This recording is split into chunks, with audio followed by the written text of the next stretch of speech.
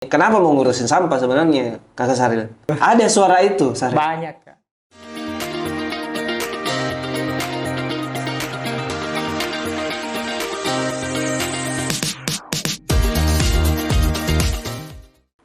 Balik lagi dengan saya di podcast Kios 1 Solusinya Digital. Hari ini spesial lagi. Kita kedatangan tamu yang sangat spesial jauh-jauh dari Bone. Anak muda yang sangat produktif, Kakak Sari. Siap, Kak. Selamat datang di podcast Kios 1. Terima kasih atas undangannya. Baik, hari ini mungkin kita akan banyak membahas tentang seputar aktivitinya Kakak Sari dulu. Itu dulu. Terutama yang kedua adalah saya dengar informasi bahwa Kakak Saril ini banyak melakukan gerakan-gerakan di masyarakat yang produktif gitu. Nah, kita mau tahu nih seperti apa gerakan itu dan dampaknya seperti apa ke masyarakat. Yang ketiga mungkin kita akan bahas juga tentang ke depannya kira-kira Kak Saril punya impian apa gitu dengan anak-anak muda sekarang yang punya potensi luar biasa. Kita mau tahu nih spill tipis-tipisnya dan tipsnya Kakak Saril untuk ke depan seperti apa. Oke, baik, kita mulai. Apa kabar Kakak Saril? Alhamdulillah baik, Kak. Iya, saya panggil kakak ini biar akrab, seusia juga kayaknya ini. Biar kita kelihatan seusia tuh. Masya Allah. Oke. Kakak Saril, ini kita kasih dulu pengenalan buat teman-teman di podcast Kios 1. Perkenalkan diri tak dulu. Jadi teman-teman podcast Kios 1, saya Muhammad Syahril Sabirin dari Bone. Ya. Saya tinggal di sebuah kampung yakni Desa Sugiala. Saat ini saya mahasiswa di UIN Alauddin Makassar. Kalau kegiatan di luar, saya lebih aktif ke pemberdayaan masyarakat dalam hal ini lingkungan dalam bentuk kegiatan bank sampah. Oh, saya ini ngeri nih, Pandi. Oke. Asli dari Bone, kemudian sekarang lagi kuliah pula.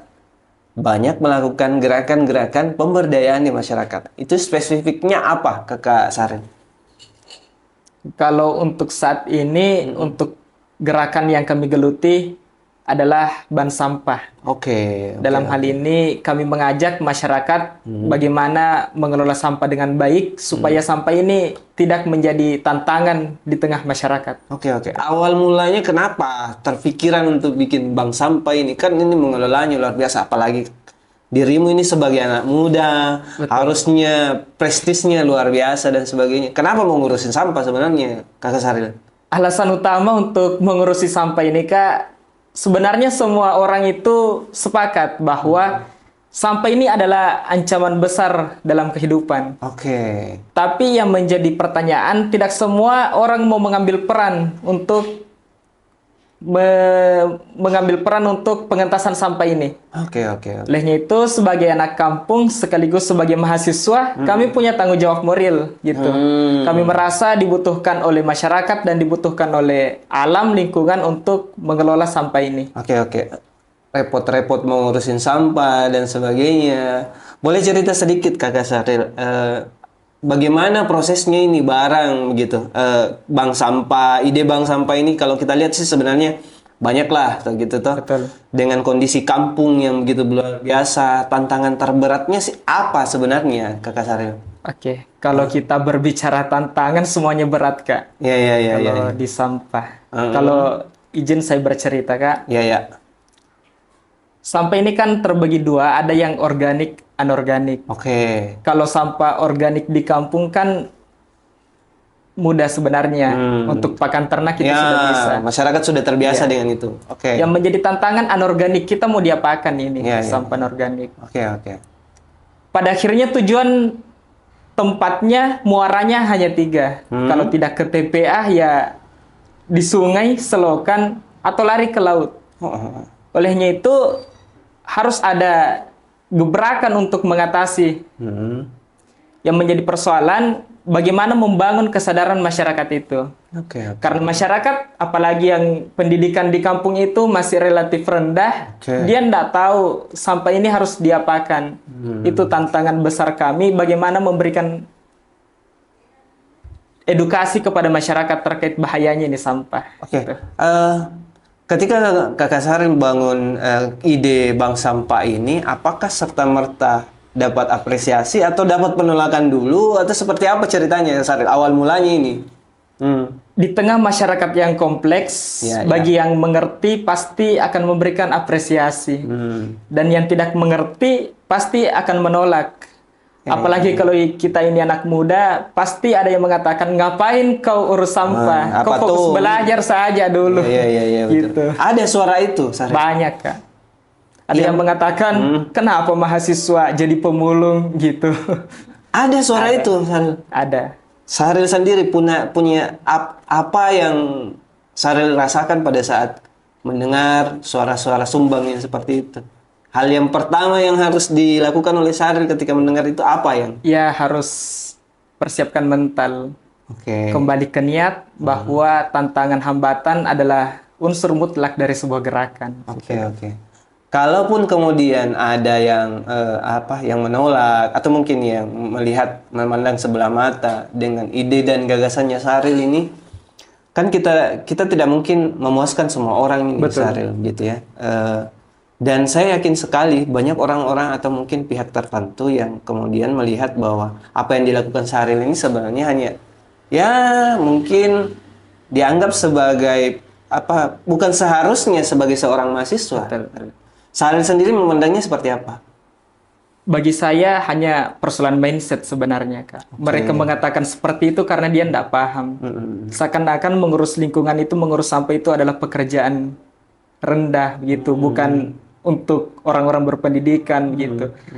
Bagi saya mahasiswa itu seharusnya harus menjawab tantangan yang ada dalam masyarakat. Salah satunya adalah sampah. Di situ dibutuhkan peran kita untuk hadir. Oke. Kakak Saril, kasih kita sedikit informasi tentang bagaimana sih prosesnya di bank sampah yang Kakak Saril bangun sekarang ini. Bagaimana di dalamnya gitu. Keterlibatan masyarakat sudah seperti apa dan sejauh apa gitu. Boleh cerita sedikit Kakak Saril? Jadi gerakan kami ini kami mulai dari 2021. Oke, pasti pandemi itu dulu ya. Pas pandemi itu. Oke. Pandemi melahirkan inovasi gitu. Ya. Oke. Kegiatan ini apalagi saya yang stay di Makassar hanya beberapa pekan balik ke Bone. Jadi dijalankan oleh adik-adik kami di kampung. Jadi selain ban sampah saya juga memberdayakan remaja masjid gitu kan. Jadi dalam agama kan doktrinnya gampang. An-nazafatu minal iman, kebersihan sebagian dari iman. Itu doktrin utamanya. Betul, dulu. itu doktrin utamanya. Makanya kami ajarkan kepada adik-adik kami, ini implementasinya. Setelah itu kami ajari dia bagaimana memilah sampah, bagaimana bersosialisasi di tengah masyarakat, membangun koneksi dengan masyarakat. Akhirnya partisipasi masyarakat, alhamdulillah semakin hari semakin baik. Prosesnya seperti apa? Apakah Saril ini jemput sampahnya atau bagaimana? Dan keuntungan untuk masyarakat apa begitu? Ketika dia bergabung menjadi salah satu nasabah mungkin, nasabah bank sampah begitu. Seperti apa prosesnya, Kakak Saril? Jadi prosesnya itu kami kan di era digital ini serba teknologi semua kan. Jadi kami edarkan nomor HP pengurus. Jadi kalau ada sampahnya masyarakat ditelepon ada, kami adik-adik kami langsung turun jemput menggunakan gerobak itu kayak pemulung. Setelah itu pemilahan keuntungan masyarakat sampai itu kami beli. Bisa dibeli. Oke. Terus. Bisa ditabung atau kami juga menggerakkan bagaimana membayar PBB hanya menggunakan sampah itu. Membayar PBB dengan sampah. Iya. Oke. Masuk. Begini, kan ini sampah banyak juga. Ada juga beberapa bagian yang penting untuk diolah begitu ya. Betul. Kakak Saril sendiri gitu ya. Di pengolahannya seperti apa? Pemilahankah atau seperti apakah? Setelah itu muaranya ujungnya nanti kemana? Jadi gerakan ini kan gerakan masih baru, Kak. Kami belum punya teknologi yang begitu. Jadi kami hanya mengumpulkan sampah itu, setelah dipilah kita bawa ke tempat pemrosesan. Kami jual juga, Kak. Kami jual juga. Biar bisa menghidupi teman-teman adik-adik ini ya. Terus. Untuk melatih wirausahaannya adik-adik remaja masjid gitu. Oke. Kan ini Kak, ini perhatian juga sih sebenarnya, sekaligus menyindir untuk pemerintah juga sebenarnya, bahwa ada gerakan anak muda ini sebenarnya yang harus kita support gitu. Melihat keterlibatan beberapa stakeholder ini khususnya untuk persoalan sampah, mungkin di kampungnya sendiri Sahril, apa tanggapan tak Sahril? Kalau saat ini kami kira masih perlu dioptimalkan. Oke, terutama persoalan apa sebenarnya? Kalau kebijakan pemerintahnya itu yang mendukung ini masih kurang, hanya sekedar apresiasi gitu Kak. Yang paling teman-teman butuhkan apa sih sebenarnya dalam gerakan ini? Gitu? Kami butuhkan kan kami mendirikan bank sampah ini hanya menggunakan modal pribadi dari teman-teman juga. Oke. Olehnya itu kami membutuhkan fasilitas gitu. Yang lebih Pemerintah, lanjut ya iya, ceritanya ya. Oke. supaya bisa lebih skala besar gitu Kak. Oke.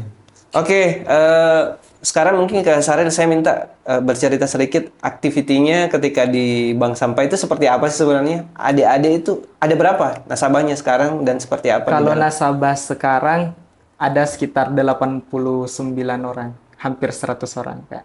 Dan itu bertambah terus? Bertambah terus. Oke. Sebenarnya berapa orang di dalam yang mengelola ini? Adik-adik Yang di mengelola di dalam itu sebenarnya banyak Kak. Karena remaja masjid kami itu, adik-adik kami harus kami rekrut terus tiap tahunnya. Ada sekitar 30 orang yang terlibat di yang dalam? terlibat. Dan mereka secara sukarela mau? Sukarela mau. Oh gitu. Gimana sih sebenarnya Sahril mengajak ini adik-adik? Awalnya bagaimana? Tiba-tiba mau mengajak dia? Ya, ini juga sebenarnya hal yang sulit. Hmm. Kenapa? Karena kami mengajaknya, kami membangun kesadaran bahwa peran kalian, peran adik-adik ini dibutuhkan dalam masyarakat. Kegiatan ini setelah kita mulai harus terus berlanjut. Oke. Tanggung jawab kita semua sebagai remaja masjid gitu. Oke. Sahril, saya yakin di kesehariannya Sahril di dunia kampus, Betul. banyak yang tahu tidak ini apa yang kakak Sahril lakukan? Kalau di kampus, dosen ada beberapa yang tahu, tapi teman-teman tidak terlalu. Relatif nggak ada yang tahu. Karena saya ini bukan aktivis di kampus, Kak. Saya lebih ke lingkungan saja. Oh, ini lebih ke pemberdayaan ya ceritanya ya. Iya. Oke. Ada tidak yang kemudian apa ya? Saya tidak mau mengatakan bahwa mengapresiasi gerakan ini ya, Sahril ya. Tapi di era sekarang, di era digital, apa sih yang tidak bisa untuk kemudian orang joget-joget saja bisa viral dan sebagainya begitu toh. Ini kakak Sahril sendiri memandang penggunaan sosial media sebagai gerakannya juga untuk saat ini. Memandang sosial media seperti apa? Ini perspektif lain ya dari pembahasan kita, dari ide gagasan yang Sahril bawa gitu. Sosial media itu sangat penting sebenarnya, Kak, bagi kami. Di situ kita lakukan branding, karena sehebat apapun kegiatan yang kita lakukan, kalau tidak kita ikuti dengan sosial media, otomatis tidak mampu memotivasi orang banyak gitu. Hanya orang tertentu saja yang bisa mengetahui. Oke. Saya mungkin mau ke ini sedikit, spesifik sedikit kakak Sahril. Ini pertanyaannya mungkin agak sedikit ini sebenarnya. Aduh. Normatif sebenarnya ini. Bahaya ini. Kakak Sahril punya rencana apa masa depannya ini? Untuk setelah kuliah, mau jadi apa ke depannya? Dan adakah rencana besarnya begitu? Kalau rencana setelah kuliah, semua itu orang pasti punya rencana gitu. Ya, oke. Mau Kalau tahu saya, gitu. Ya, kalau saya sederhana, bagaimana hal yang sudah kita mulai ini bisa kita lebih kembangkan, bukan hanya skala di Desa Sugiale, kampus saya, tapi bisa bahkan satu kabupaten bisa kita. Sebenarnya bisa nggak sih sebenarnya itu Sahril kalau mau diolah satu kabupaten itu? Bisa sekali, tergantung kemauan dan sumber daya yang ada, Kak. Gitu.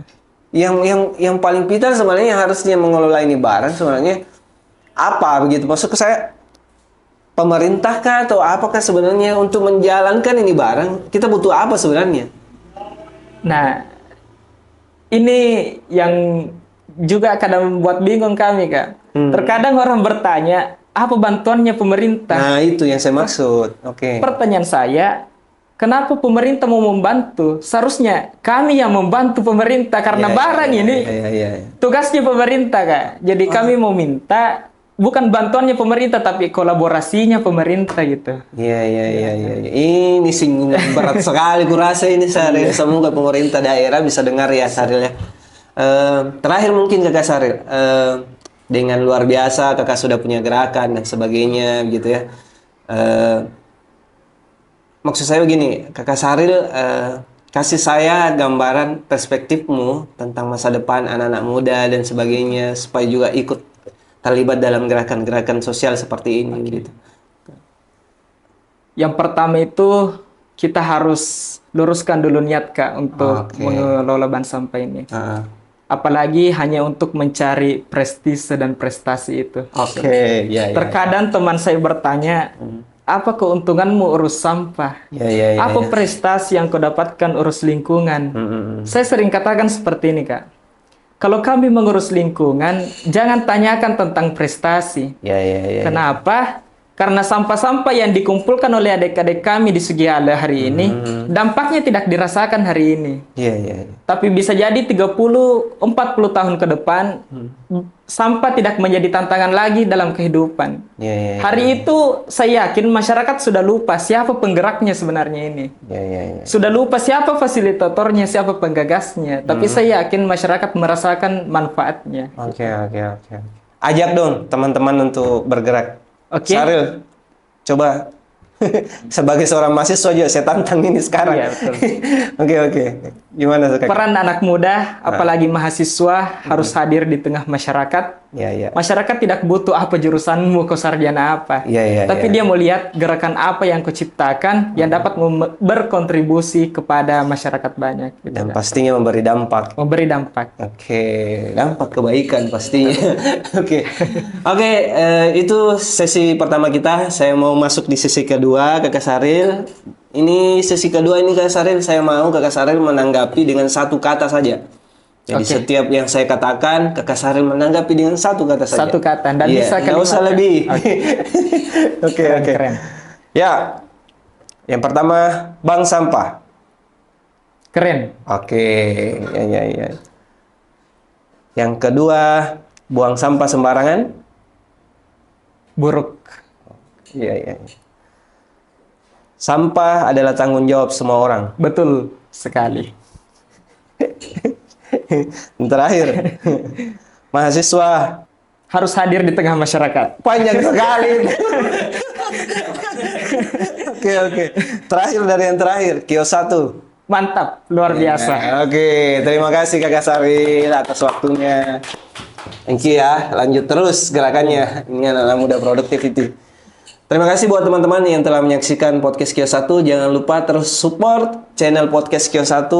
Jangan lupa subscribe, komen, dan share buat semua teman-teman yang ada di luar sana biar semua ikut melibatkan diri menyampaikan pesan-pesan ini. Terima kasih, sampai ketemu di session selanjutnya.